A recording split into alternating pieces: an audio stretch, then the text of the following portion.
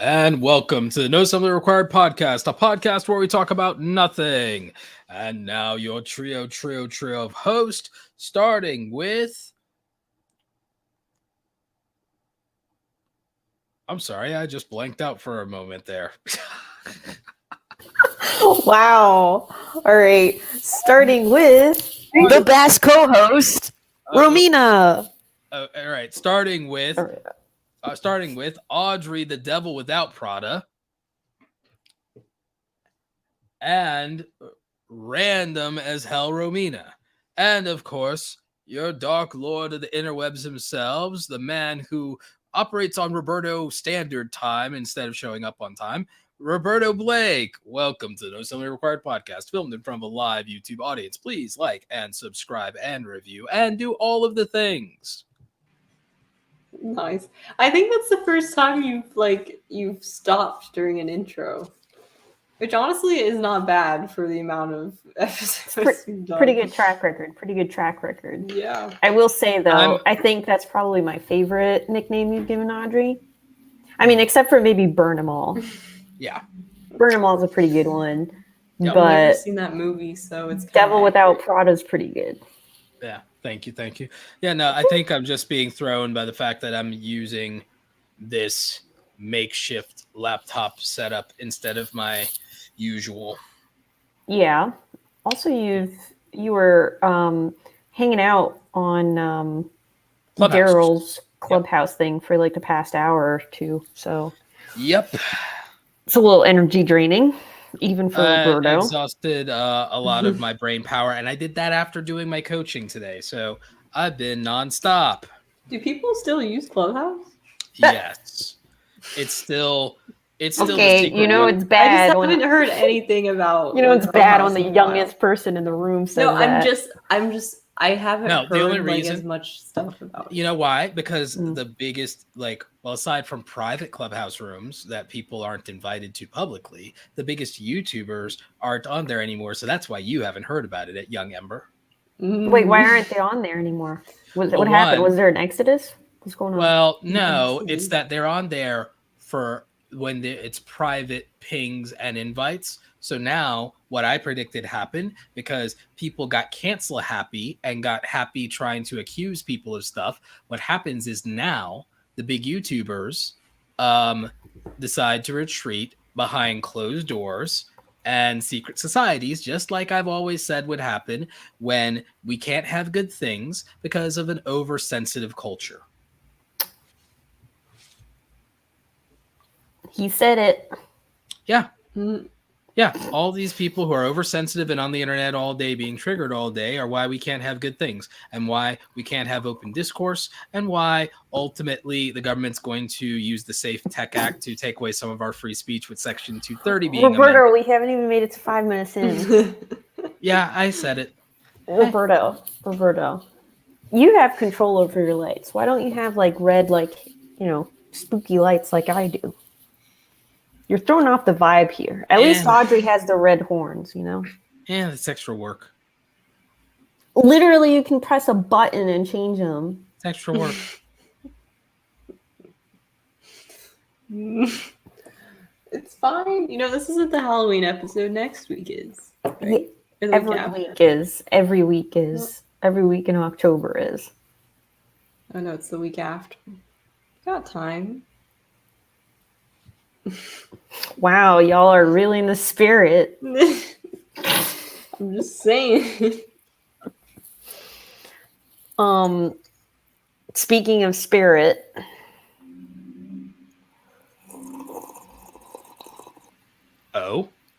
what do y'all think about famous actors going into space? I have no idea what's happening. William Shatner went into space. That is Captain Kirk Youngin. That's Captain Kirk Youngin from Star Trek. Oh. Okay, this makes a lot 90 more years sense old. as to why Romina is so excited. 90 years old. 90 years old. Isn't he the oldest person who's ever gone to space? Yeah, he's officially the oldest. That's cool. And like for a whole generation of people like me and Romina who grew up with the original Star Trek, and even our parents who grew up with the original Star Trek, it's like actually a big deal that Captain Kirk finally actually got to for real go to space. Like that's a huge thing. And the fact that we literally just broke a historical milestone and record. This was history being made. And I'm so pissed at all the angry, oversensitive, especially, sorry to say this, Ember, the young people on the internet who wanted to whine and dunk on Bezos about this and whine and cry about, oh, we need to do things here on Earth and everything like that. Shut up. Shut up. Space travel ultimately benefits humanity in ways that are unfathomable. And all they have to do is crack open a damn history book or do a Google search, as they are like to want to do. And you would find that, oh, crap, almost every modern convenience that you've had since the day you were born brought to you by the research of space travel. And again, if you want to whine about the world, the way the world is, finally put that same energy and attack the governments of the world instead of the private citizens. Or if you really want to, look in the mirror and also round up all your friends and figure out how the hell you manage to keep electing chuckleheads that make your life worse. And stop worrying about what private citizens are doing and start worrying about what the people who are supposed to represent you are doing. That's one man's point of view. Wait, so what was this, the Blue Origin people? Yeah. It was Blue Origin. It was so dope to watch. Like, Romina, I know you were watching the live stream. Yeah, of course I was watching the live stream. And we're space heads. And I was watching a live stream and I was watching one with comments, and this is what pissed me off. I was watching it with comments. I was watching the one with comments, and I was watching people say the most rude things and even wishing that there'd be an accident that ends up harming the people involved in the crew. And you could argue, oh, some of those people are trolling, but I don't actually think so. I think that some people genuinely just are so miserable that anything that doesn't directly benefit them, they want to be vicious about. We are living through history. This was a great event. This was a historical moment, and they couldn't just appreciate where they were. Audrey, how do you feel about private companies taking people out into space for tourism? I think it's cool. I think it's inevitable. Like, I keep getting ads of, like, I got an ad the other day on a YouTube video about some company that's sending up, like, it looks like a huge hot air balloon thing to space. And I was like, are they trying to advertise for, like, space tourism already on YouTube videos? Like that. I think Audrey will get into space the minute that the first YouTuber goes to space. Yeah. I would go to space, but just when I'm older and I actually, would be able to do that. I think it's interesting. I've always thought space was interesting, but yeah. Mark Rober used to work for NASA. Yeah. Wasn't he part of the Mars thing? I believe he was one of the engineers that worked on it. That's cool. People I think it's interesting. dunk I on wouldn't him. bash them. People dunk on him for leaving a prestigious, like, oh wow, you're making such a contribution to society by being NASA. Like being at NASA. They dunk on him for being a YouTuber and leaving NASA. Oh yeah, because it's less valuable to be an entertainer. They think that. They think that, but because they think that, oh, he makes more money. Like, so that's one thing. It's like, so there's that. Right. Well, also he makes more money without more passive income as well, which he would not have been making. Correct. And this allows him to spend more time with his family, including his son, who has severe autism. And so this allows him to be more of a family man. So this is like great for him and his family all around. And then in terms of his contribution, people are very naive to think that he makes a greater contribution just by being one of many engineers. Not that we don't need more engineers. I keep saying we do. But they think that it's a lesser contribution to be a YouTuber that millions upon millions of young people watch. There are going to be entire legions of people who become interested in STEM and get degrees in engineering because they are inspired by a Mark Rober video. He is this generation's Mr. Wizard. And Romina, you're old enough to remember, just like me, Mr. Wizard and the impact of that, and for science and Bill Nye and things like that. Audrey might remember Bill Nye and so on and so forth, maybe even be familiar with Neil deGrasse Tyson. But Mark Rober is a much younger, Neil deGrasse Tyson, Bill Nye the Science Guy, Mr. Wizard type. He doesn't have to wait till he's old enough to retire from NASA to start being a contributor by being a teacher and an educator and getting kids into science. Right. He can definitely influence more people to get into STEM than being a professor. Wasn't he saying that he wanted to be a teacher at some point? And now he is, with no red tape and no I mean, that's usually the course, right? for people who are in his field. I mean, eventually down the line, when they're not actively in the field, they eventually just become professors, right? Yeah. It's their next phase in life. It's like, okay, maybe their retirement from their job isn't enough. A lot of cases, this is what I saw when I was growing up, is that you'd have a lot of people in their 60s that their Social Security and their pension from their previous employment wasn't going to be enough. So then they, in their 50s or 60s, go into teaching for a number of years so that they'll have another retirement, and also in the meantime also have an active source of income so that they can squirrel away more and everything like that. So they'd move. So the thing is, a lot of people don't realize that a lot of adults that came from our parents' generation, and maybe some people are even doing this now of our generation, is they'll go through 2 career phases specifically for the purposes of getting to a level where they can collect 2 retirements and Social Security. Right. Yeah. Sounds like a plan. Some people even go for 3. Some people even go for 3 in the sense of, I know people, because I grew up in military towns, people who go into the military, stay in long enough to qualify to have a pension from that, then go into private sector work, stay at a place long enough to be able to collect a pension from that, and then start in on one last pension. I'm not even joking. Right. What's your plan, Audrey? I'll become a professor. I'm not saying I might actually do a professor or a YouTube professor in what? No, like an actual, when I'm like older, like old. Wouldn't you have to go back to college and graduate to do that? I don't think so. I would. Yeah, you do. You have to get a degree. No. No, I think unless you're like, so famous and rich that they'll just 40 let you. years. Would they really care? It's like, oh, you don't have an undergrad, there'll be but enough you've been doing people, this your entire life. There'll be enough people in each generation to overpay for the merit badge of high-end degrees to keep perpetuating the institution long enough for that to matter. I promise you. I don't know. There'll be enough people. I definitely do like mentorship programs or something. Yeah. Unless you become a professor online.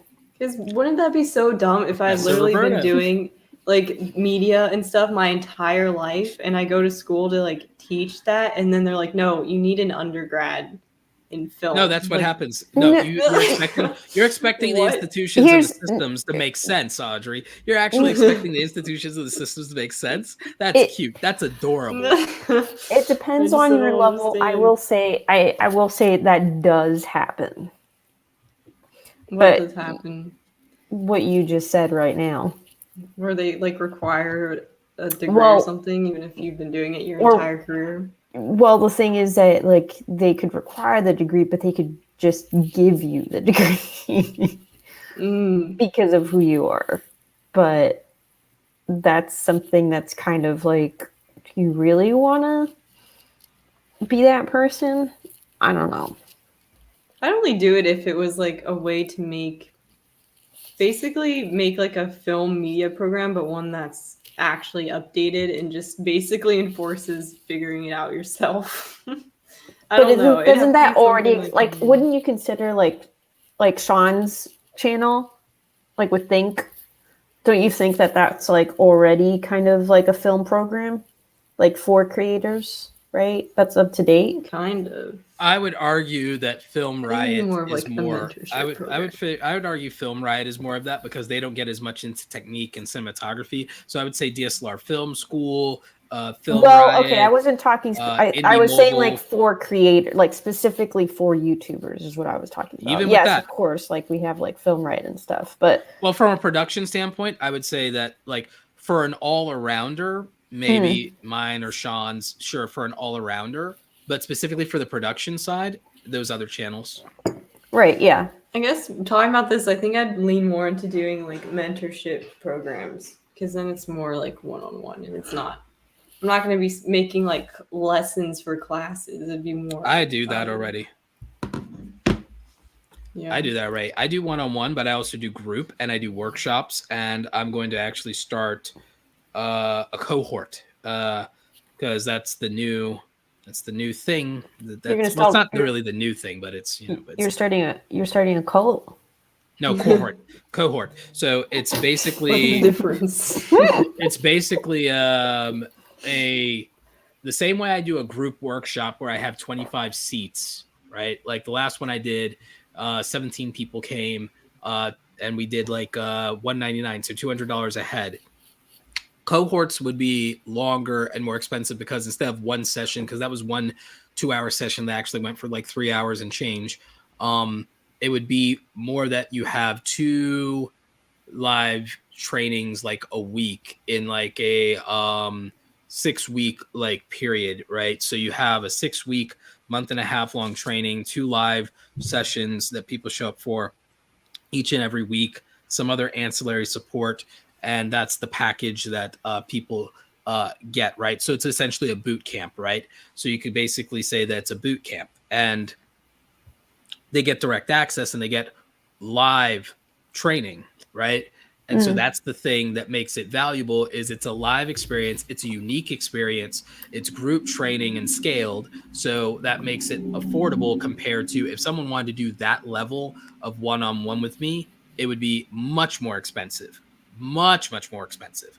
But by doing this group cohort thing, it would then be affordable and be slightly scaled, but it wouldn't be the same as a do-it-yourself course where you're on your own.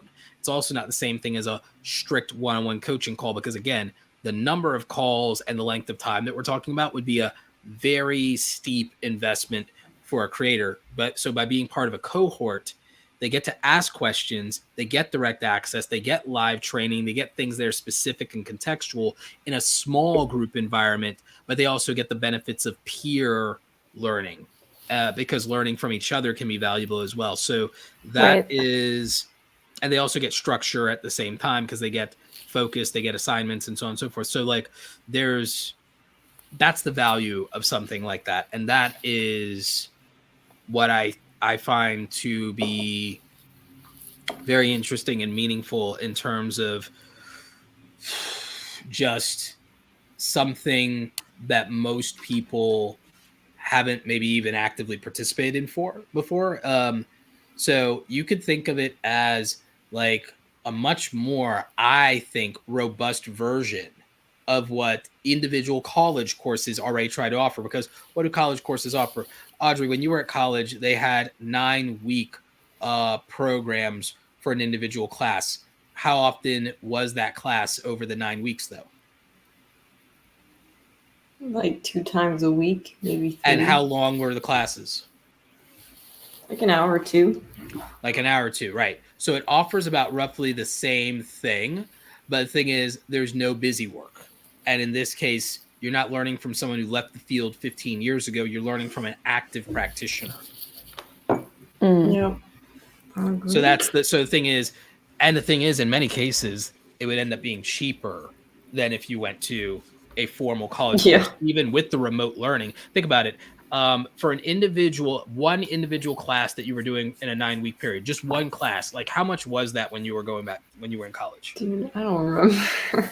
A couple grand, right? Yeah, like it's nuts. Right. So imagine. I mean, each course is probably like 200 divided up, maybe. Huh? Each course, I think, is like No, around it's 300. like no, it's like more like a couple grand. No. Yeah. No, man. I literally looked this up like 2 years Unless ago you're when I going to was like a looking at community stuff. college. Unless you're going to a community college. Yeah, Unless but you're going, unless you have like in-state tuition. no, it's plus, not. It's not. No, it's like 300, something like that. It could range. I mean, it goes anywhere between like 300 or like 500. Romina, I'm telling you, like chat, back us up on this. Like, not It's community definitely college. more than that. Yeah, it's more. It's more. Well, then I was lucky because the schools that I was looking at 2 years ago was not. That was the range I was looking at. It was like 300 to 500 per class, which is a lot. It adds up. We're like, if I look up Georgia Tech or KSU or any of that, it's like it's gonna be more. Okay. Like KSU tuition. That's why I think like mentorship programs are probably. I wish there's more options for that because I personally haven't seen anything. Along those Let's lines. see. Okay, watch this. I think it's better to just find friends, but for just like okay, so watch this. There's a couple of these that have the thing. Oh my god, some of these places are really expensive. Wow.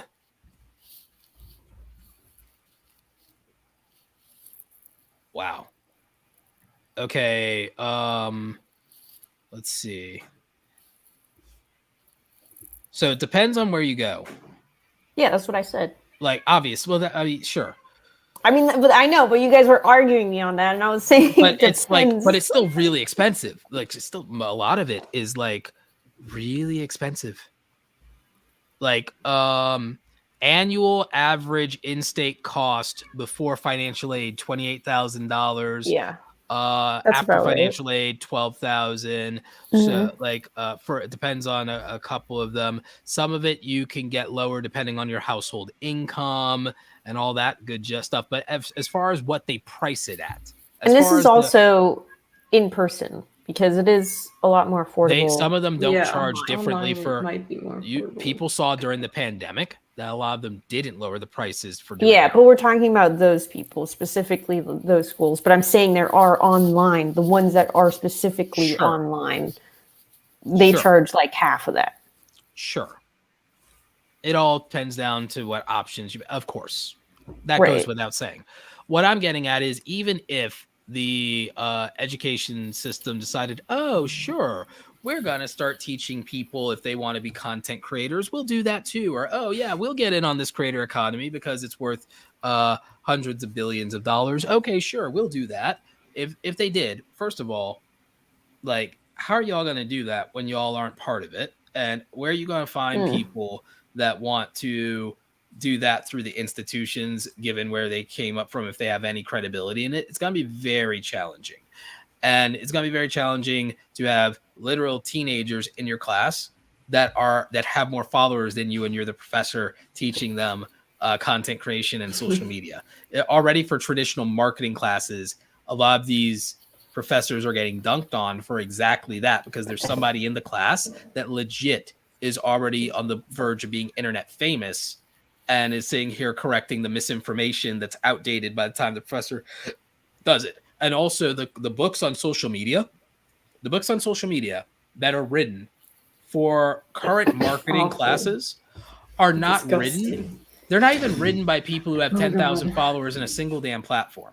They're not even written by somebody who has. So, like, how's this person going to teach you? How's this person going to teach you? I literally had a marketing class at the business school I went to, and it was awful. Like, he was talking about Facebook, and he's like, now there's something called Instagram, and we're like, cool, that's great. But we were literally teaching the teacher about how Instagram works. Like, it was dumb. Like, it was just like, why Back am I listening to this dude? Back in my day, I had to teach the people in my class how to use Photoshop properly because the teachers couldn't. And I had to teach them how to do web design and coding because the teachers couldn't. Because they all came from print shops because it's 2002.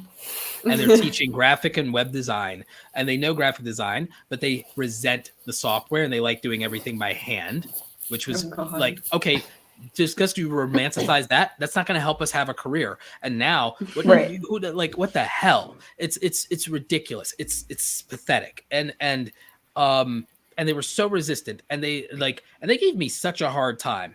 It's like, it's ridiculous how bad it was.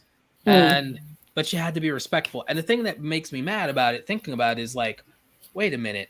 We were paying customers, and in some cases we were paying to be disrespected, and we were being paid to get either misinformation or outdated information because of the preferences or romanticism of somebody who's not been a practitioner for a decade. And that's so infuriating to me in hindsight, that so many people overpay now and have overpaid then to not have an education that will provide them with valid information about their trade and their profession. And so that really bothers me and bums me out. But I know what's going to happen, and what's happening is now with the creator economy, that there are going to be institutions that'll end up having to adopt this and take it seriously, and they're not going to respect it. And the people who are going to write books that are going to be the textbooks and everything for them, for the official classes and so on and so forth, they're not going to be people who had any actual experience or any credibility to speak of. They're not going to be people who even had 10 or 20,000 followers in any platform. They're not going to respect it, and they're not going to. And so it bothers me that they're considered more legitimate than someone like myself, and that I have to go out of my way to prove I'm not a scam. But these institutions that literally are going to take your money, and you're not going to get any ROI beyond a paper that says, hey, I sat in a seat and did what I was told for 4 years. Like, there's like, that's all it offers you. You'll walk out with zero expertise, zero skills, and zero actionable means of doing the damn thing.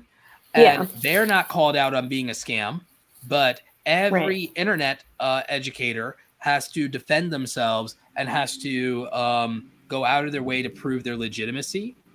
And the institutions don't. Yeah. I literally was just talking to a girl who was in 10th grade a couple days ago, and she wants to go into game design. And I was like, that's awesome. Like, she's already coded a game. Like, she's working on another one right now. And I'm like, she was asking about school, and I was like, oh, God. Don't ask school. There's a college. couple courses on Udemy she could probably knock out in a weekend. I know. I was like, dude, I don't like telling, like, I was like, I'll just tell you what I did. And then my only advice is just focus on your portfolio. Because I feel kind of uncomfortable when people ask me, like, do you think going to school is worth it? Because I'm like, there's so many, I don't know. Variables. There's so many variables that I just like to say, like, this is what I did. You know, take whatever, you know, applies to you from that. And then that's about all I'm going to say. Yeah. No, it is kind of like a personal thing. Like, everybody's got their own trajectory that they're on. I think it's good that you kind of are a little bit reserved with that, but also, I mean, the reality is that anybody who can just hop onto a computer right now and start learning can make a game, right? If you're going to go into a traditional, my stance is this. If you're going to go into a traditional career, and you want a traditional life, if you want the same life in some regards that your parents had, and you want to go down a traditional path in life, and you then go through the school system and go through all that BS, go through all of that, because it's fine and it'll work, and you're like, great, go ahead. Like, if you literally want to do a traditional, and I mean a traditional life, meaning if you want a career that is a career that has existed for 50 years or more, you go to school, you go to college. But if the thing that you want to do is less than 50 years old, I don't think you should bother going to college. Unless it's like a medical or something. That's a career that's more than 50 years old. Yeah, I was just thinking, like, there could be new technology. Being a doctor, no, that's what I'm getting at, Ember, is that, like, what about being a director? Being an actor? being a people don't go to college to be actors. Yeah, they do. Juilliard, NYU. No, you go to those schools specifically. I mean, you could argue that you go there. People go there for connections. I believe. I believe people go there for connections. I don't Okay. think they go there. Now, yes. Previously, it's more about the notoriety of being able to say that you went to one of those schools. Well, that you got accepted into one of those schools. That's leverage. That's just social climbing. Sure. Yeah, but I think people still expect to learn. It's just you don't have to be there. If you want to go to a big name school, in my mind, you better be able to tell me exactly what professor it is that you are literally going there and what their secret technique is that you're going there to learn. Or it's like, because again, I would say that if you're going to go for those reasons and go to like that, then it's like deciding, okay, I'm going to go to this famous martial arts dojo so I can learn the 5-point palm exploding heart technique, so that I can, kill my enemies in one strike, right? Like that's what you go to, that you go for that.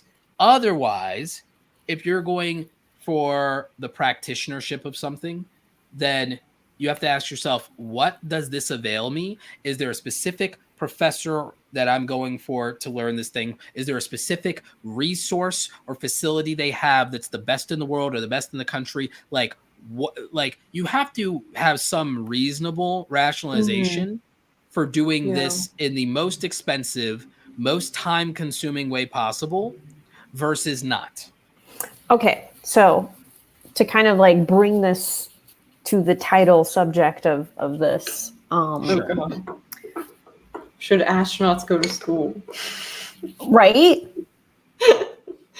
Yes. Not necessarily. No. You can go into the military. If you're going to be an There's astronaut. so many. Okay, all right. I don't know how people think about this. become Think about this. astronauts, No. Think about this. Think about this. Largely formerly military. The people who went on Blue Origin yesterday are now dubbed astronauts. Because you went to space. Yeah. They didn't go to school. Is that the They same? are, though. Yeah. I mean, they are. Yeah. I thought astronaut was like a profession. No. Look up the definition. All right, look up the definition of astronaut right now. Because what would they be called? Space tourists? No, I don't know. Not I mean, they like, might astronaut make is that a job distinction. title. Later, They people might choose change that. Elitist might choose to make that distinction, but as it stands, someone who goes into space gets to call themselves an astronaut. Astronaut, noun, a person they who can't is. go around telling people they're astronauts. No, Yes, they can. And they got the badges.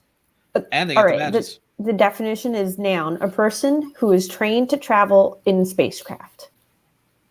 They did that. Yeah. It's just because the definition is not. It's not what the average person expects. The average person misuses and abuses imprecise language every minute of every damn day. We obviously are included in that, by the way, but people abuse language every day. Most people use the word arrogant to describe the word conceited. Primary example. Arrogance has to have the specific quality of a delusional and self-aggrandizing view of one's own gifts that don't match the reality or results that they've produced.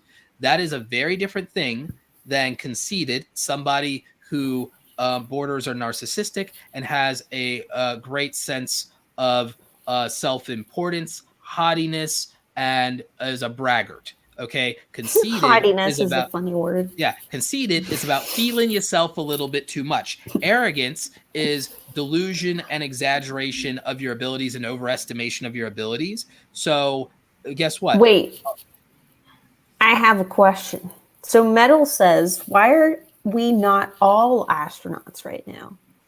We're not. And I would say, we're not all right, I would say, if I took a Udemy course on how to travel in a spacecraft, could I call myself an astronaut now? You were not formally trained. That distinction. I'm educated. You're educated but not trained. Right. And so that's again precise language. So you'd be educated, but you haven't been trained. Not yet.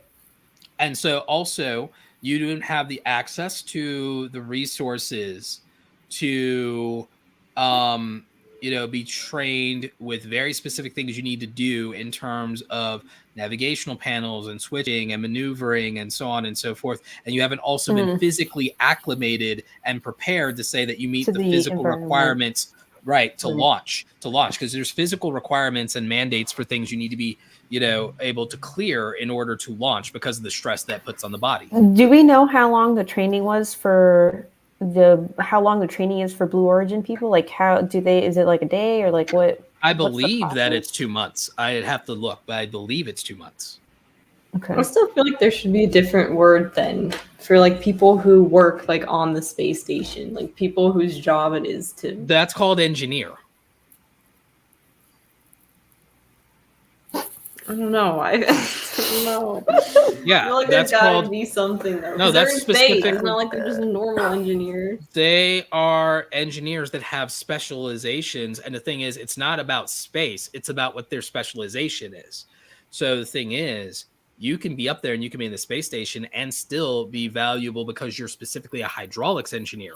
You can be an aeronautics engineer, or you can be any number of specializations within the engineering field and be up there in space. Mm. And again, you can also be there and also be a mechanic, but you're not a car mechanic. You could be up there and you can be an electrical engineer, but it's not the same type of electrical engineer that's going to be working here on Earth on certain specific So like projects. what would, because if you were, for example, an electrical engineer who's working on the space station, you're still if maintaining. space travel becomes more common, you can't tell people as much anymore like I'm an astronaut, because they're just going to be like, oh well, you just went to space. No, because you in can a be more hot than air you can be balloon. more than one thing. You can be more than one thing.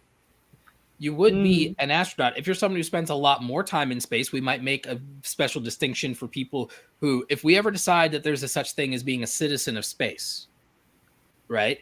And again, this is one of the cool things in anime. Anime actually has this and everything like that. In the series Mobile Suit Gundam, in any of the Mobile Suit Gundam series, a lot of times they refer to people in space by a different identity than people on the Earth. In some series they call it space noids. In others, they've made new nations in space and everything. So you have things like the Principality of Zeon, or sometimes they just refer to themselves as the colonist because they're citizens of the colonies that happen to be in space. And so there's allegiances based on that, because we may end up having separate governments between Earth and space.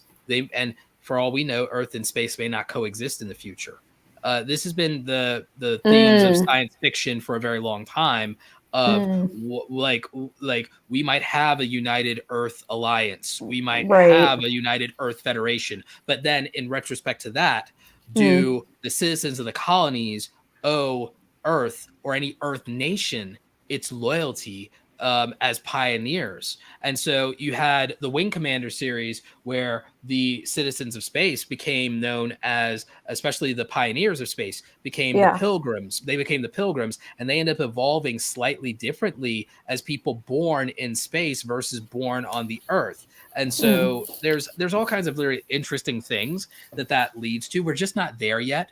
But the thing is, we can even have this conversation outside the realm of science fiction, knowing that by the end of our lifetime, it might be science fact. It might be a reality very soon. The first child born in space. And that's because of people like Jeff Bezos and Elon Musk accelerating space travel and the space race in the last decade more than any point in time since any of us have been alive. I've been alive nearly 4 decades, and there's more conversation about space now than there has been my entire lifetime combined. Because there's more wealth that's being put into it. And it wasn't the wealth collected by the governments. So I don't have a problem with the private citizens. Right, but that's right, exactly. But what I'm saying is there's more money that's being pumped into it now than previously. Yeah, and I'm so upset with people that are whining about it because I feel that they're very short-sighted, and I feel that they're very ignorant, and I feel they're very uninformed. I think they're very petty, because here's the thing.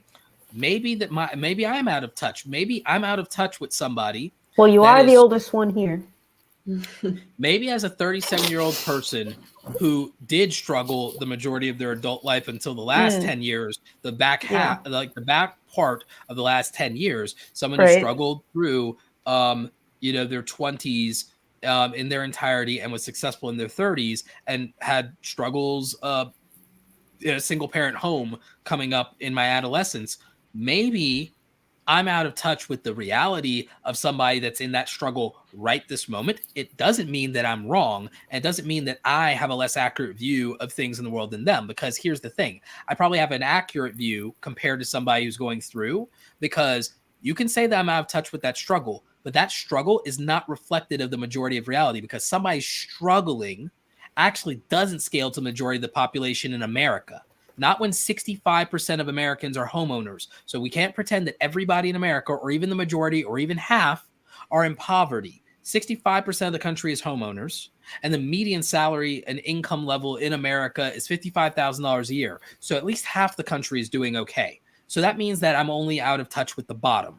And the bottom, as someone who used to be on the bottom, I can tell you that when you're in pain and you're suffering and you're struggling, you have a distorted view of reality. Someone who is struggling doesn't have an accurate view of reality and doesn't have the big picture. They have their pain blinding them, and it's right in front of them, and it's eating away at them every single day, and it's the only lens that they view the world from. They don't have any other perspective than their struggle.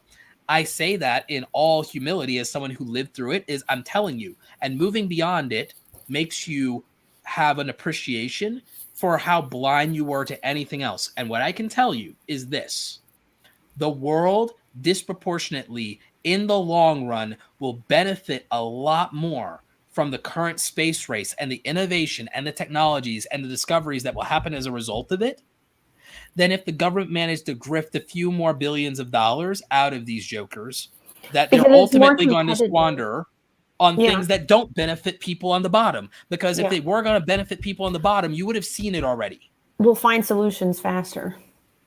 Not only that, but also sustainability, right? I mean, ultimately, like the fact that we've had a space program and haven't come up with a sustainable way of doing space travel is kind of... The billionaires are getting it right. They're making reusable. They made reusable rockets. The government had this whole time. They didn't make reusable rockets. They had the disposable rockets and the waste that goes along with that. The billionaires actually figured out how to scale it and make it better and make it more eco-friendly than ever to go to space. They're making it more practical, more affordable, more scalable, more sustainable than ever before. And they're doing it. Even if you want to say, oh, they got some tax subsidies or they got a little bit of taxpayer money, it's still the majority on their dime on the profits from their previous enterprises. So don't give me that nonsense. And then the other part of it is, okay, you want to talk about the environment? We can talk about it when the government goes carbon neutral. The government should go carbon neutral, and if they were going to innovate, that would be the way to do it. Do you realize how amazing it would be if every government facility and every government organization not only went carbon neutral, but publicly disclosed and put out there on the record not only their carbon neutral efforts, but their current carbon footprint right now? Do you realize that if we had accountability for the carbon footprint of every government facility, every government worker, every elected official, we had their carbon footprint, that would actually be very interesting real quickly. And we could compare that to the private sector. And I promise you that the public sector, the government, is not doing a better job on climate than the private sector. I promise you. That's why they won't give us the data. Because if they were doing such a great job, they would give us the data and they would brag about it. And they would say, here, we set the example. And they would say, we set the example. But I think they just haven't. They haven't given us the data because you haven't gone over there and asked them for it, Roberto. Oh, you want Roberto to go audit the government? Because I will. Yeah, you should go over there and just like knock their door. Be like, yo, let's get the audit. I'm the one who knocks. Yeah, exactly. Let's get these audits. Speaking of knocking, my gosh, we've made it to 45 minutes and you haven't used your soundboard? The soundboard is unavailable. The not perfect setup, remember?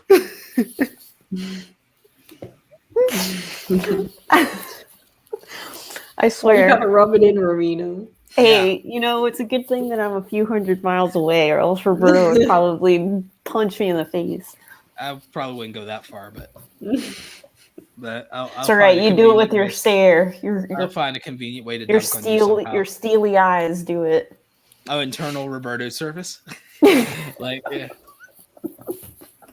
Let's go. But no, I want more accountability. I'm not saying that these billionaires are perfect and everything like that. It's like, I mean, and the thing is, like, I think that the term bootlicker, by the way, used to be reserved exclusively for somebody that was kissing up to the government. If I'm not mistaken, the phrase bootlicker came from kissing up to the government because of the fact that they would step on, and like, I mean, if you think about it, throughout history, people haven't been oppressed by their fellow citizens. They've been oppressed by their governments. If anyone infringes on you the most, it's always been your governments. And I bring that up because everyone says when you say something nice about billionaires, everyone calls you a bootlicker. And it's ironic because that actually is a term that, if I'm not mistaken, historically goes back to somebody who used to suck up to the government, or somebody who would cow down to the government. And so that's interesting that they would go there. And at the same time, if we look at all great advancements of technology, the great advancements of society in the Western world, it didn't come from government. It came from the private sector. It came from innovators. It came from individuals. And the thing is, we're giving up more individualism every single day to out of fear for the worst case scenario of being destitute, when that's the far minority of people. We talk about survivorship bias. Here's the funny thing about that. Majority of the people in this country are survivors. Majority of these people in this country are surviving, and they're doing it well. Maybe they don't have the lifestyle that they would want, but they are not absolutely destroyed or destitute. We're actually doing much better than we're giving credit for. It could be better. It should be better. But the thing is, I think it's really sad that people can't take any pride or gratitude in where they are, and they're not allowed to do so. Yeah. And I think when it comes down to it is that there's always problems to fix, and that's never going to go away. But focusing on it all of the time is also counterproductive, and it will actually create it's kind of like the Streisand effect, right? Yes. Where you want to get rid of problems, but you're only going to create more. Yeah, you end up exacerbating them. So yeah, the Streisand effect. Here's another thing. Jacob Daniel says, but as a society where lobbying is such a huge thing, the private sector becomes the policymakers. The government could just abolish lobbying whenever it wants. The government could stop taking legal bribes anytime. The government can stop taking legal bribes anytime. We could also stop electing corrupt politicians every time. Every time. Like, you're like, I mean, to use a very crude analogy, talking about the lobbying, because I agree lobbying is a problem, by the way. I'm not in favor of lobbying, but I'm not going to sit here and I'm not going to, I think it's actually worse to be, with the lobbying thing, it's like, okay, so who's the bigger problem, the John or the pimp? Because think about it. So there's that aspect. The government could just stop taking legal bribery. The government could just outlaw legal bribery. The government could repeal Citizens United right now and everything. The Democrats have talked so much about Citizens United. I agree with them on it, by the way. It's like, okay, so you have the House, the Senate, and the White House. What are you going to do about trying to push? All right. I'm not saying you should, but it's like you say, oh, well, it's an issue for the courts. Well, you got all the power right now. You could pack the courts. You could seem to have it your way. Doesn't seem to be a priority for you to get the money out of politics, or you could do it. You could propose an amendment to get the money out of politics, the dark money out of politics. You guys could do that. Oh, money in politics. It's funny. There are people who ran in recent elections that outspend their opponents 3-1, wanted to be disruptors, wanted to take out establishment candidates. There were all these spoilers, all these people who talk about dark money so much. They talk so much about it. They outspent their people that they were running against 3-1 and still lost. So how bad? I'm saying it's bad, and I agree with people who say the money in politics is bad, but it might be exaggerated a bit when someone who's anti-establishment can outspend someone who's establishment 3-1 and still lose. All right, so money's not the only deciding factor. So let's think about the fact that maybe to be electable, you also have to have more than disruption in your favor, and you have to have more than just being anti-establishment. You might actually have to come with substance. You might actually have to be likable to be electable, and you might need support and allies that money can't buy. Because if the answer were just that all of our politics and elections are bought, how is it people can literally outspend and lose? You have to consider, what does that mean? And so it's not a one-dimensional answer. And see, that's my issue, is that the average person, though, doesn't have respect enough for nuance to appreciate that things might be more complicated than that, and that the threat to anything we're worrying about is not really so much coming from private individuals, no matter how much money they have, because they can't put that money to work if you don't have corrupt government in the first place. So you start with holding your government accountable, because it's easier in theory to accomplish that if you believe that you have representation. If you believe that you have representation, if you believe in government, then you feel that you have more leverage with government because you have a vote and you have a voice. Right. Versus you can't infringe on a private citizen. You can't tell somebody what they can and cannot do with their life, their money, and their voice and their free speech. So you need to do it with representational government. So if you don't have a corrupt government, the power of an individual with money that you don't agree with, would it matter if the government wasn't vulnerable to their money by actually honoring its commitment to you? Right. A lot of people actually do think that they can tell a private citizen what to do and how to think and what to believe. And I think that's part of the problem, right? Well, they're lucky that I don't believe that, because if I take that thought through to conclusion, well, I'm a Sith Lord, so you do the math. Right. Right. I think there's enough of that going around, though. Sith Lords have a very interesting thing that they do when they decide, oh, gee, I want my point of view to be the prevailing point of view and everything like that. They decide to do a little thing called taking over the galaxy. All right. Audrey, how do you feel about all this that's being discussed right now? Do you have any questions? Yes. Thoughts, concerns? I don't know. I agree. I mean, yeah. Everyone's got opinions, man. That's just how it is, you know. Everyone got opinions. Everyone got our opinions. Got our opinions. The internet we makes got our freedoms. The opinions louder, but they've always been there. Facts. Mm-hmm. What do you think about the fact that, like, let me ask you this specific question, like, Audrey, it's like, what do you think there are valid criticisms of the private space race? Like, do you think that there are valid criticisms of specifically, I mean, not just billionaires in general, but like the billionaire space race? Like, do you think there are valid criticisms of that, and if so, what? I mean, I understand when people say stuff like, because I know, like, for example, with stuff like climate change, people, a lot of young people are like, we need to do things faster, and it feels like nothing's happening. So it can be kind of it feels like, so what do they want done?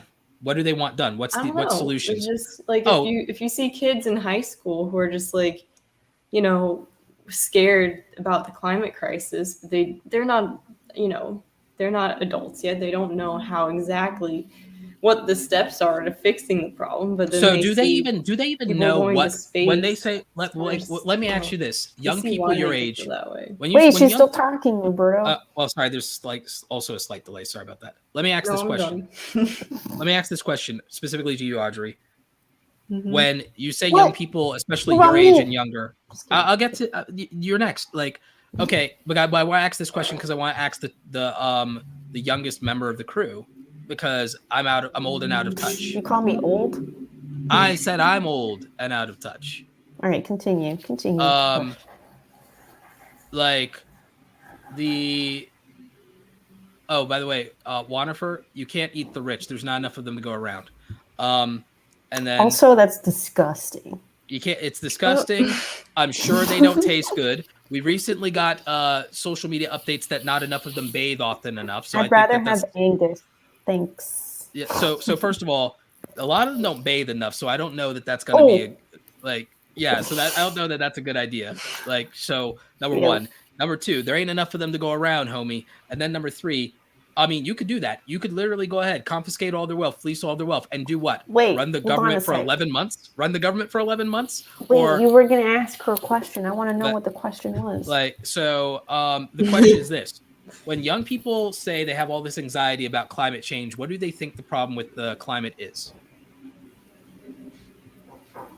That the planet's going to be vastly different by the time they're adults. How for and their why? Kids. How and why? What specific anxiety do they have about what being different and how? I mean, I don't know. We're talking about kids here. I feel like they don't know all the details. So then they're victims. So they're victims of generalized anxiety from a manufactured hypothetical future that they can't describe in detail at all. I mean, but we're seeing they might as well be scared of their own shadow already. We're not when you say thing. That's not the question. When you say children, what age are you talking about? Like what range? I'm talking about like anyone who's like even still in college. Like it's still just, you know. I don't consider that a child. If you can't describe the threat, I'm still a child. If you can't describe what you're afraid of, you have no business being afraid of it.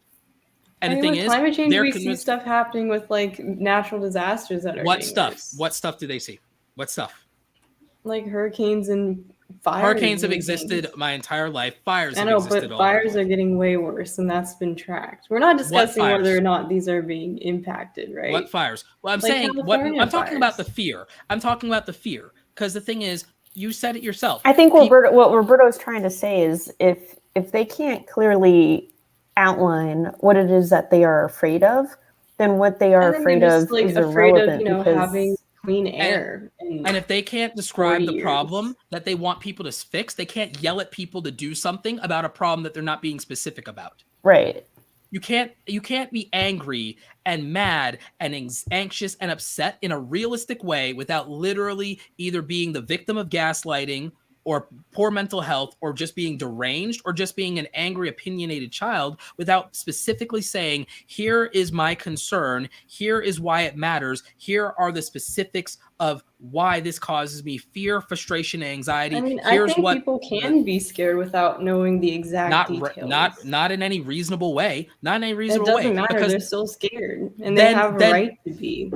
No, not really. Because I can just literally, for clicks and money, take advantage of and manipulate their fear and conjure any boogeyman that I want and gaslight the hell out of them and make a lot of money. Climate change is different because it's actually happening. It's not.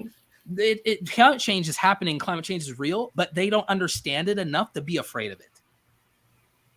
It is a very dangerous thing to be scared of something. In order to be, you need to know some details. I think what he's trying to say. I think what he's trying to say is that there's too many who are resorting to being afraid and being reactionary without actually diving into the facts and learning about the details and being able to figure out what to do about it. Watch this. The same defense that you're using for the general anxiety and fear around climate change without specificity of why you're afraid and what the concerns are is the same logic and the same argument that people use to dunk on people who are vaccine hesitant. By the way, got the vaccine, been wearing a mask the whole time, so don't at me, bro. But for real, I don't think climate change and vaccines are in the same. How so? I don't think the comparison works. How so? Because again, someone cannot. Most people can't explain. Most people can't explain their vaccine hesitancy in the same way that most people can't explain their climate anxiety. If you can't explain your climate anxiety. And I'm not supposed to dunk on you for that, then why can people dunk on someone for not being able to explain their vaccine hesitancy?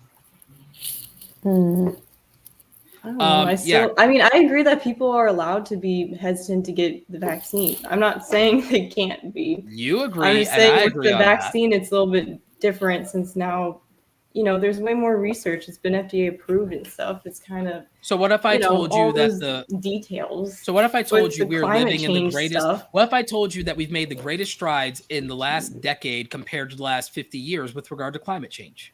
We've made strides, but like we're still not gonna. It's not enough to actually change things. Wasn't there just like something the UN But published things that was have like changed, though. they've changed, but not enough. Like I think that's. So But again, it's so never people who going can't, to be so enough. people who can't describe, so people who cannot describe the actual problem that they're concerned Not about, nor everyone's propose a gonna be able solution, to be so detailed and precise. then But I why don't do think they that get that? takes Then away why from is that their they opinion can so be damn worried. loud? They can be worried, but why is their opinion so damn loud, and why does their voice matter so much? And why do they insist that everyone listen to them when they cannot describe the problem, describe what they would like to see done, the changes they'd like to make, to have made, the changes that they're concerned are not being made? They cannot describe any of that. They cannot contribute to any of that, yet they want to be heard. They want the loudest voice, and they insist that somebody else fix the problem. And they also, again, can't even be specific or detailed about any of it. Well, They then can't are even we not allowed describe to it. have opinions on anything unless we know all the details about the situation? You're allowed to have opinions, but the thing is, it's not just stopping at opinions. It's that people, again, who are very, very uneducated, very uninformed, and very fearful, want to shout at people, shout down people, and want to be heard, and want platforms, and again, are very, very belligerent about these things. And again, they let it run their whole life, and they let themselves become single issue voters around something they're woefully uneducated about. They keep saying the biggest issue to me is climate. What are you going to do about climate? They don't even understand it enough to know what a good climate proposal would be, which then means they can be manipulated, which means they can be made false promises, which means that they will not understand and research data, which means they will not ever be in a position to hold people accountable. And it means that they frankly don't know what they don't know. What they know is that somebody told them to be scared. Mm-hmm. If you can't describe and define why you have anxiety about something, why you're scared of it, what it means to you, the odds are it's not a conclusion you came to on your own. Someone made you afraid of that thing. Yeah, but if you heard from like a scientist or the UN that there was this problem that was going to only get worse in your lifetime, You don't think that scientists that or government enough to officials, be scared? so you don't think in the history of ever that scientists, government officials, UN, policymakers, presidents of the United States have ever Well, lied? I know that people lie, but like with stuff like climate change, for falsified example, data? it's a little bit more accurate. Government We're not talking officials, about, like, government officials have actually falsified data specifically to ignore the climate problem, and other ones have exaggerated it when they're invested in companies that then say they're going to solve it and everything like that based on manipulating the stock price, because there's no law that AOC brought this up. There's no law that stops a sitting member of Congress from manipulating policy to enrich themselves. I'm not, and that counts for debating both sides, I because know they did that it for the oil cartels. There are people who did it for the oil cartels. You don't think there are people doing it on the green energy side? Well, yeah, I'm sure they are, but I'm just saying, I think people can be angry and scared, specifically when we're talking about the climate crisis, because it is going to be something that impacts everyone's lives in the next, it already. See, the reason that I'm not By is the way, because I'm very concerned about climate, but I have very specific concerns. So the reason that I'm not is because I've been hearing this for a very long time, and so our whole lives. Remember Captain Planet? Right, and so have my parents, like when they were our age, and they had the same deadline as we do now. Like, that 30-year mark. Audrey, when I was younger than you. Wait. When I was been talking to my friends who live in California, for example, there's been way more wildfires even in the past couple of years why? Than there were. Do you know why? I don't know the scientific exact data. So I'll tell you why. I'll tell you why there are more wildfires in California, as can Romina. It's because with regard to government spending, I'm starting the fires. Actually, Audrey Burnham Ember is probably responsible, because when you move there, they seem to go up. Anyway, but exposed. But here's the thing. Here's the thing that people have been talking about, but they're not getting attention for. And this was one of the criticisms of Governor Newsom, is that the money to regulate the clear-cutting of dry debris and to maintain these forests and everything like that. The funding has not been allocated correctly, and that maintenance has not been done. Despite all the taxes raised, despite everything, they've not been maintaining and doing the clear cutting that they're supposed to do to actually prevent that. And the thing is, that used to be better funded. So the thing is, it's actually something that was preventable. That is part of why people wanted to recall Governor Newsom, is because those fires, and I was there, by the way, when Carpinteria was up, because I was filming my LinkedIn course. This was a couple of years ago. I was out there in Carpinteria and stuff like that. It's because, again, they're not doing the maintenance. They're not doing the maintenance that they need to do, and they used to do it, and it used to be better funded. And so that's an issue. That's a government spending issue in and of itself in terms of prevention. Here's another one. Specifically with climate change, there's a couple of things people have to worry about. Rising sea levels from these storms and also the issues. Here's another one. Katrina would not be as bad, but the thing is, there are people who understood the potential and the levees, and there was government spending that would have actually prevented the levees from faltering, but there wasn't. That government money wasn't spent. The thing is that was preventable, and the suffering that happened as a result of it, totally preventable. But government mismanaged the funding and the spending and the allocation of that, and they didn't listen to the engineers.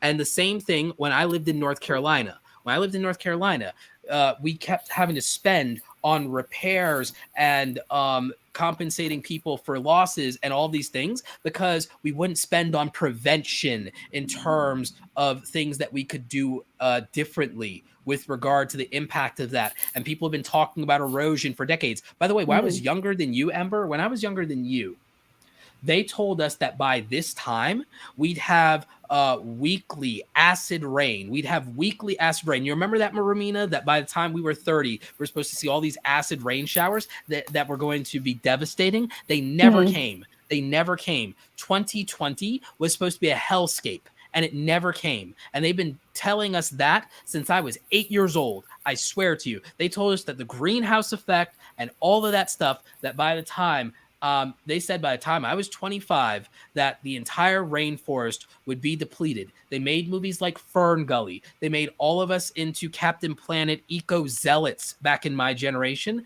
and they kept telling us how bad it would be, and none of the prophecies of doom ever came to pass. They gaslighted us and had us anxious about the world literally ending. They made movies like Day After Tomorrow. They made movies about the acid rain and about the depletion and all these things. For our entire lifetimes, me and Romina, literally before we were 10 years old, me and Romina thought the world was going to end in our 20s or be some bleak hellscape.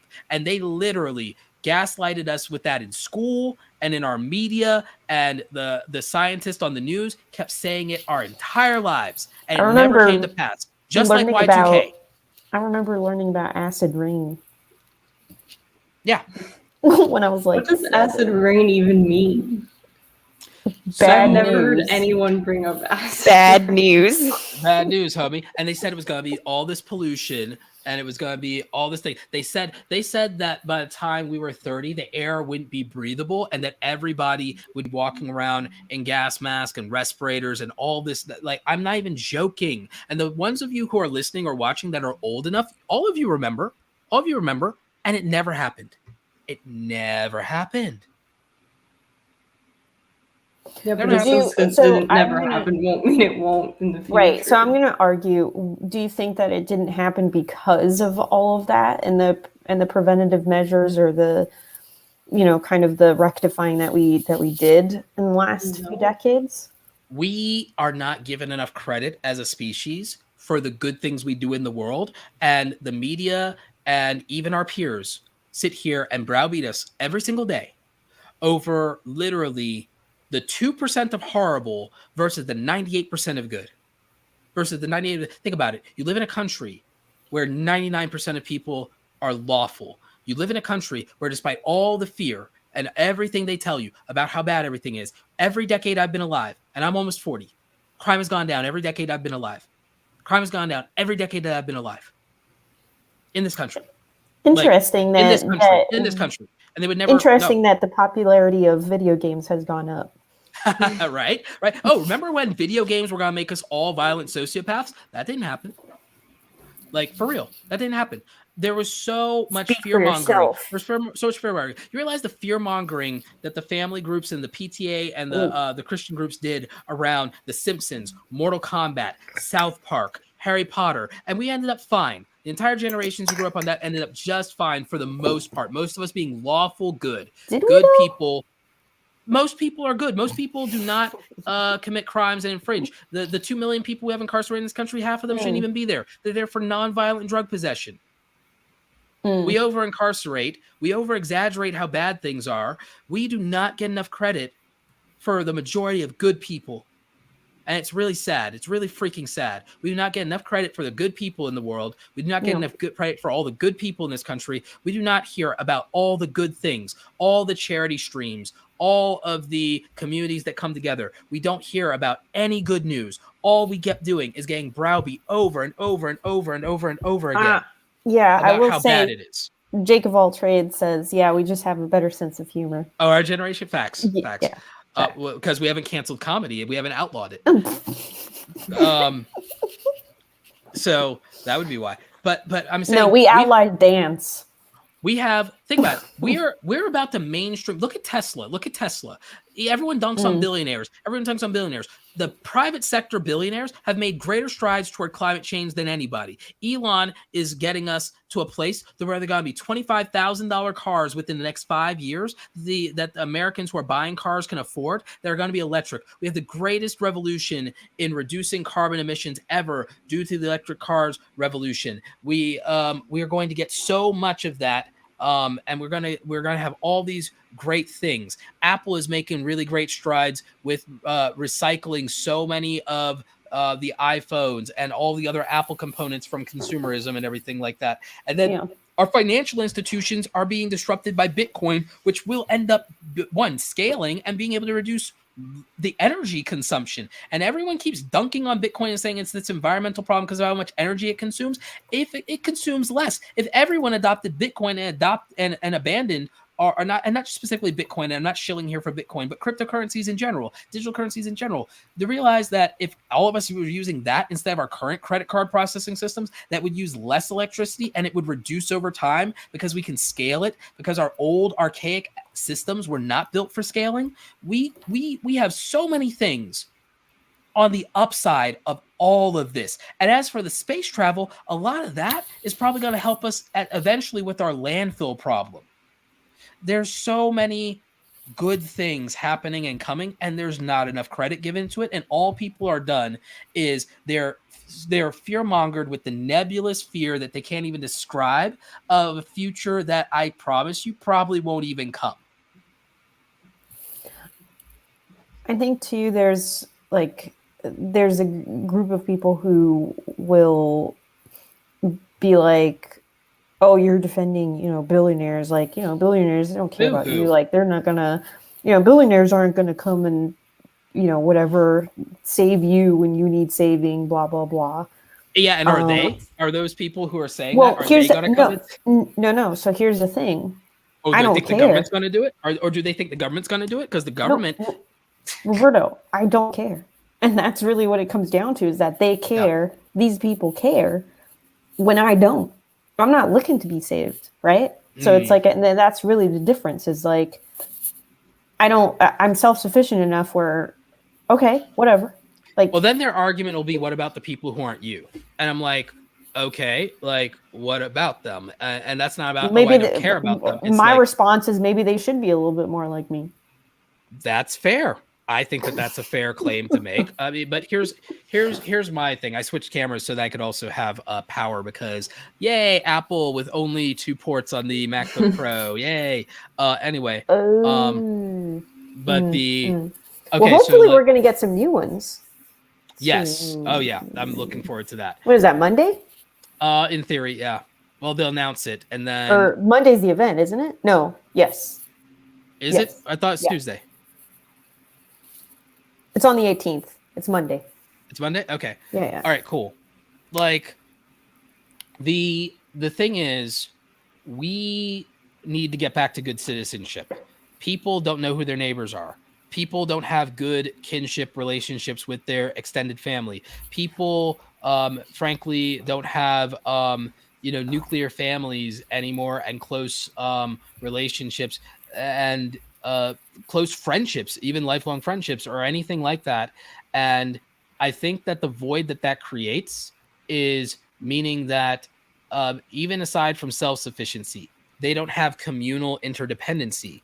And they talk about all of this collectivism, but yet they don't even have it at a macro level or a micro level in their own lives. And yet they're expecting strangers to adhere to that standard when they don't even have that from a communal standpoint within their own family kinship network, their local community. They don't know people in their local community. They don't have those relationships. They don't have relationships with the local businesses, and yet they criticize people for the affinity or relationships they have with their favorite brands, but they're not saying here really advocating for or being an example of the alternative. A lot of these people that sit here and they scream about Main Street businesses, they can't even name any in their community. And if they do, they can't tell you the last time that they supported them.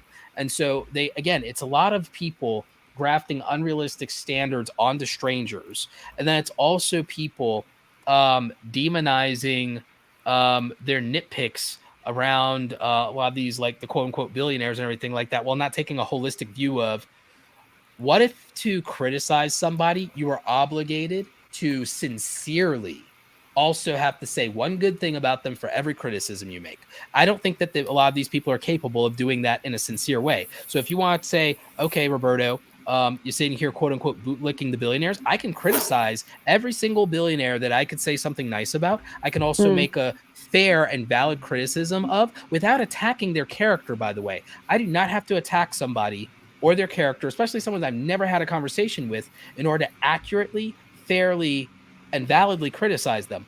But if I ask people who are criticizing them to then make a fair and valid compliment of that person, they would struggle or they would refuse to do it. Why? They're ideological about it and they are moralistic about it, whereas I'm being objective, fair, and balanced to the best of my ability, knowing that I have biases and then working to overcome those biases. Audrey, you still with us? Yep. What do you think about defending billionaires?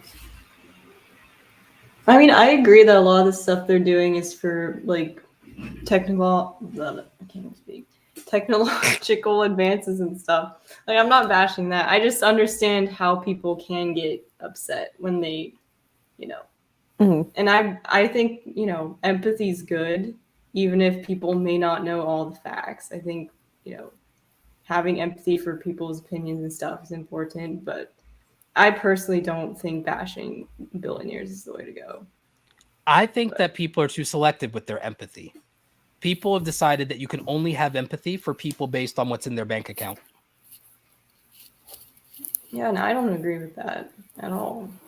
I don't either. But again, you see my problem then with why I have to take the contrarian view is because it's the prevailing view is not based in something that's more rational. And even from an empathy point of view, I think that when people are that selective, because literally I've watched people change their stance on somebody the minute they realize how much money they have. I've watched it in real time. And that's something a lot of people in my generation do, and I don't agree with that at all. Well, you saw that with the Twitch stuff, right? When the amount of money that certain streamers make. I think that stuff is dumb. Like, I don't know. I think like when people, automatically put people in buckets just because of the amount of money is dumb, because you don't know all the details. But I also understand why they could be upset, I'm not invalidating someone being upset. I am calling them out and holding them accountable for the fact that that's a feeling, not a fact. And my frustration is that people up jump their feelings, sincere or not, up to facts or qualify that as valid criticism when it's not. And so I'm remember what I said about preferring precise language, but also how dangerous imprecise language is when we normalize certain rhetoric in a society, and we saw that can be dangerous. Again, one of my biggest criticisms of the 45th president of the United States was largely his rhetoric and how inflammatory and divisive it was. Even if it reflected some people's honest feelings and how upset they were, it led to a lot of bad things. And the thing is, I'll be critical of people who do that regardless of their political affiliation. I'll be critical of that because I feel that we need to get back to common sense, and we need to get back to good citizenship, and we need to get back to not having this selective empathy of, I can't empathize with you if you're a Democrat or a Republican. I can't empathize with you if you're a liberal or conservative. I can't empathize with you if you make more money than me. I can't empathize with you if you make less money than me. We need to literally, like, one, attack people less and attack problems more. And we need to be able to criticize people based on their ideas without making assumptions or assertions about their character, especially if we don't, frankly, know them at all enough to be able to say that with any... Sorry, I was cleaning the lens here, and that makes it much better. With any type of, certainty. I would like us to get to a place to where we're much more fair, and where we're much more intellectually honest, and to where we're more tolerant, because I think that we have to be able to coexist with people that we disagree with. So, do we agree to disagree? Certainly. But I don't think we disagreed on much. I think me and Audrey ended up violently agreeing. I think she's kind of like, all right, sure, why not? No, I agree. I think I'm still on the other side with the climate change stuff. I don't think you are on the other side, because here's my thing. You're talking somewhat about, okay, that people are definitely entitled to have their feelings about that. I'm not saying they're not entitled to it. I'm saying that they come from an uneducated place, and that if people bother to think it through beyond fear, then they might actually be able to make a better contribution to the problem rather than just shouting at people they want to blame for it. Because I don't think that's productive. I don't think that fear is productive. Like Yoda probably said that fear leads to anger, anger leads to hate, hatred leads to suffering, suffering leads to the dark side. Yeah, for real. So here's the thing. All that fear that people have is nebulous and unspecified. And the thing is, they might be less fearful if they have a better understanding of what it is, not eliminating the fear entirely, but now having focus and not having this nebulous, generalized anxiety. Number two, they might not be as angry, but if they were and they had a better understanding, they would be more angry about the specifics, and also they would know who to hold accountable. But the thing is, you have to diminish that fear and that anger so it doesn't end up being hatred. And because that hatred is then going to lead to actions that will create more suffering. And the thing is, the origin of your fear probably was a fear of suffering if you're being sincere about climate. Because the only reason to worry about the climate is you worry about the suffering that will happen as a result of the problem. Because if you don't believe that there'll be suffering as a result of the problem, there's nothing to be afraid of, right? But it's this nebulous fear of this will create mass suffering in these varying, different, scary ways. Okay, but the thing is, if you understand the thing, because here's the thing that no one talks about in the climate change. We keep hearing about climate change. I do not hear any young people under 25 talking specifically about the landfills. I do hear a few talk about the ocean, and I do hear them talk about drinkable water, and I do hear them talk about marine life. But what I don't hear them talk about is the coral reefs specifically. I hear a few people, but not very many. That's a very specific problem. And the thing is, we actually have a dollar amount for how much that is to fix, by the way. So the thing is, if you don't just have fear that's uneducated, but you know, oh, here's a specific problem, here's a dollar amount. Gee, am I part of any fundraising efforts toward this specific thing? Am I encouraging more people to go into STEM that will have a chance of helping fix that problem? Am I sitting in rooms with people that are working on solutions and innovations? Am I supporting young inventors that are doing things that help clean up the oceans, the plastics? You hear a lot of young people talk about climate change, talk about sustainability and everything like that. And they'll jump down a lot of people about ethical sourcing if they're an influencer or whoever, but you won't see those same people. If I audit everyone who yells that about the ethical sourcing of their own consumption, they're going to come up just as bad as anybody. Oh, but that doesn't matter because I'm not an influencer with a platform. If it is what their defense will be is like, oh, so you're you being somebody of the majority and you being representative of the majority is not a bigger problem than somebody with a platform that is a singular individual versus you're part of the collective.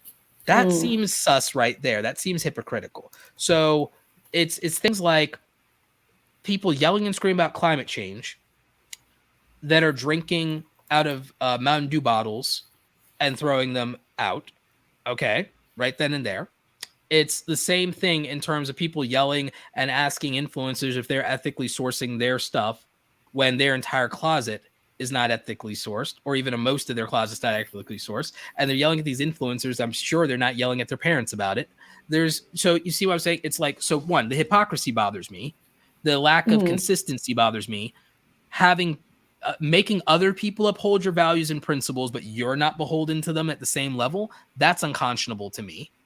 If you're going to sit there and you're going to insist that somebody else hold these values and uphold this stuff because they have a platform, they have power, they have privilege, or they have wealth, but you aren't going to sit there and equally hold yourself accountable, I think that that's hypocritical.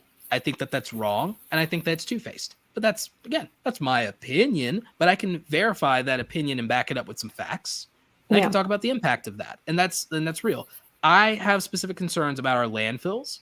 I have specific concerns about the coral reefs. I have specific concerns about the fact that the local governments don't do enough to protect their citizens from the impact of climate change and erosion, and the citizens that are at the lowest sea level, that they don't make any real effort to do something about that until it's too late and damage has been done. That's what happened to a lot of the poor people, especially the Black people in the Gulf region during Katrina and a lot of these other storms and Sandy and so on and so forth. They're the people who end up usually getting hit the worst with it.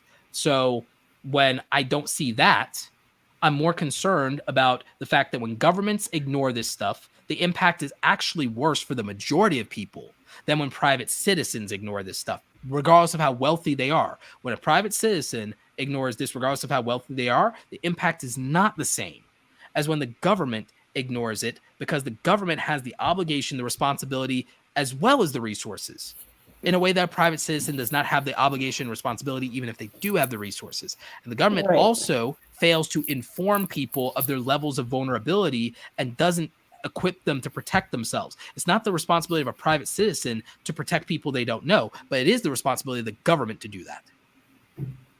And when people don't call that out and they focus instead on the millionaire and billionaire class, who they didn't vote for, by the way, instead of holding the people that they did or didn't vote for, the people who their tax dollars support, the people who are charged literally and elected and take an oath to protect their well-being. You're not holding people to the oath that they swore to you. That is more egregious than worrying about what somebody who literally doesn't owe you anything does on their free time with their own money. So when are you going to start knocking on some doors? How do you know I haven't? Plot twist. Wow. Well, I got an opinion that I can follow up with some facts. My opinion is that we should start wrapping up soon. And the fact is that we've been going for an hour and 28 minutes. Oh my God. I do want to hear more from both of you on this issue around the climate side, because it's like, I don't think that we're in disagreement on these things. I think that there are nuanced points where we are not fully aligned, but I don't think we disagree on climate change, because again, I'm concerned about it, but I want people, I can have some sympathy or empathy for people around their feelings and their anxiety, but I'm also saying it doesn't do anything. Here's what might. Yeah. Right. Yeah. I mean, I don't have anything else to add that I haven't already said, because I agree with most of everything you say, and I have my own practices that I put into everyday life. for sustainability reasons. Like Got my reusables right here. I've eliminated almost every plastic that's in my room. And in my bathroom. Nice. And anything that is kind of, I guess, like one use in quotes, is either biodegradable or recyclable or something like that. A lot of my renovations to the new house, because there's only so much you can do when you rent, but as a homeowner, a lot of my renovations are going to revolve around sustainability and energy efficiency. And then, as you know, like we actually do a lot of like sustainable gardening and composting. Yeah. That's awesome. I want to do composting. Oh, I don't think my neighbors would like that, though. Indoor gardening and container gardening, and you've seen like Justine do some stuff with indoor gardening. Like it's actually like really cool. It's actually really cool. Yeah. And I also did my part. Hey, team trees. I planted a couple thousand. I'll keep that for after. Jake of all trades. I'll only become a billionaire if I get bored. Because it's really hard. It's really hard. Or I'd have to just invest a lot of money in Apple and wait and live forever. Like if I just invest in Apple until I'm like 70, that'll work. Like if I literally just invest as much money as I can into Apple until I'm 70, that probably go all in on Apple. Like no, don't go all in on Apple. Not financial advice. Not financial advice. Not financial advice. But no, that would be how I would do it. To be honest with you, my thing is I would just like be like, you know, do a business, make a couple of million, but then like literally live frugal and invest all of it into like tech stocks or whatever and everything like that. Or I'd YOLO into some crypto and that would do it. Like, you know, like YOLO into some freaking, not a pump and dump, but like YOLO hard. Can you imagine if somebody like 7 years ago just said screw it and threw $1 million into Bitcoin? My God, it's like they like for real though. Like, can you imagine? Can you imagine somebody? They exist? Yeah, there's some like straight up like multi-millionaire like quarter like there's some people like richest Bitcoin holder because I think like the Winklevosses are like Bitcoin billionaires quite literally because they were millionaires already, but they're like Bitcoin billionaires. And you have some Bitcoin billionaires. You got some straight up Bitcoin billionaires that would not be billionaires without Bitcoin. Like there's like, yeah. So I mean, it happens. Like it happens. I mean, if someone had thrown, not that they should have, but I'll put it to you like this: if someone had thrown $1 million for just stupid reasons, like if someone had $10 million and they said, screw it, I'm a YOLO into $1 million on Doge because they were just bored, they could have become a billionaire. Like, and I'm not saying that's a good idea to do any of that, by the way, but someone who has $10 million, they're pretty much set for life. If someone just said, screw it, I'm going to take 10% of my net worth and I'm going to YOLO into this Dogecoin thing. Haha. Like, you know, because it was like at such a low point, they're like, I can't lose. Like they would have become a billionaire for considering the gains. It's like, and I'm not even joking. That's the thing about it. I'm not joking. It's that serious that like weird stuff happens. I know you're not joking. I'm also serious about wrapping up. Yeah.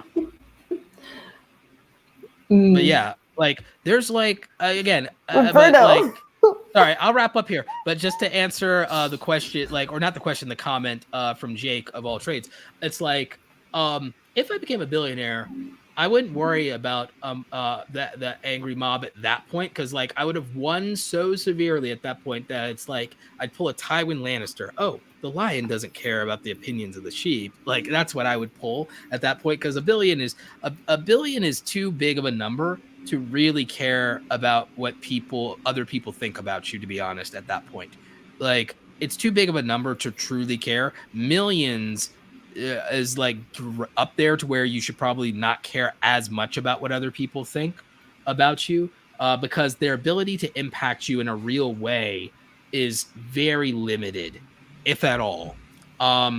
It's why once you reach, to be honest with you, once you reach any level of comfortability after like 85,000, the main thing you're worried about, because at that point you can still, there's people who can still influence and impact you.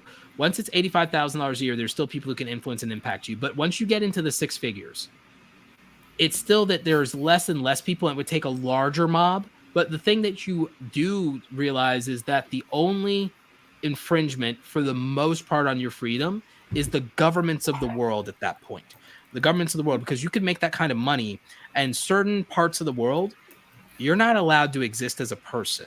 Let's just put it that way. Like there's certain, you could be, depending on what you know, how you identify. There are countries in the world and governments of the world that no matter how rich you are, it's like you're not a person as far as they're concerned. So that's a real thing. And then for wealthy people who are minorities or in any other way marginalized, there's still a very severe limit to what money can and cannot do for you at that point. So it's about somewhat understanding. It's about somewhat understanding that money only solves money problems, and that it's more so people who don't have money worship it more than people who do, because people who have money understand what it can and cannot do. People who don't have it imagine it does more than it actually does, or assume it does more than it actually does. You know, because that's the hope that they need to get through sometimes, is that, oh, there is something that can change this situation in this way. And sometimes it can, but other times it really can't. Like other times it really can't. Money is weird that way, and our relationship with it is weird. So just kind of keep in mind that the money is a tool that lets you do certain things. Could do cool stuff like maybe help climate change, like the 10 billion that Bezos gave for that. Or maybe it sends people up into space like Elon and Bezos, or builds electric cars like Elon, or maybe it puts a dent in the universe like Steve Jobs. Like, you know, money matters. Or maybe it just does enough to let you know that your family is going to be okay and secure. You know, like, you have to consider what is a tool for. For a lot of people who get to a reasonable place, it's a tool for freedom. And it's a tool for freedom of energy, time, agency, and largely the freedom to say no, the freedom to walk away from situations of abuse. You know, coming from a single parent home, I will always tell you that money gives you more agency, and that it takes a lot more to walk away when you don't have it than when you do. And that ends up leaving a lot of people in bad situations when they don't have it, when they don't have that agency.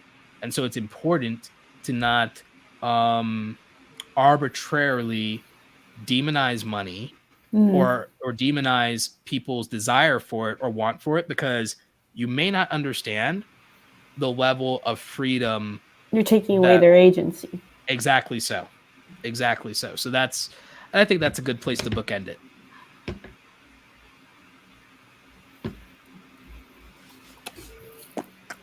What do you think about that, Audrey? Are we ready to go?